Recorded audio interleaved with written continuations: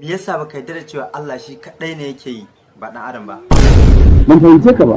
Mun zaɓi shugabanni da kanmu domin su zama mana garkuwa, amma ana karkashe mu sun zura ido suna kallo ba wai kuma dan ba sa da za su yi ba. Wannan abin ne yake damuna. Kuma kowanne shugaba daga cikin su mu muka zaɓe shi da kanmu.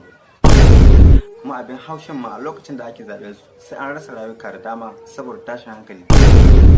Wani ma ya kare duk dai akan ya kada ƙuri'arsa ga wanda yake so. Wata matar da cikinta ga zafi ga kishin ruwa ga yunwa duk dai sai ta jefa ƙuri'arta ga wanda take so. Wata matar cikin ya zube duk dai faɗi tashin mu akan shugabanninmu ne. Me kake tunani zai faru? Duka bukatunsu ya biya, amma 'ya'yansu kaɗai ne suke amfana da mulkinsu. Duka 'ya'yansu suna ƙasashen waje, 'ya'yan talaka suna a Najeriya ana azabtar da su. Da wanne za mu ji? Tashin hankalin da muke ciki ko ko rashin tsaro? Tsadar rayuwa ko ko hana mu neman ilimi da aka yi?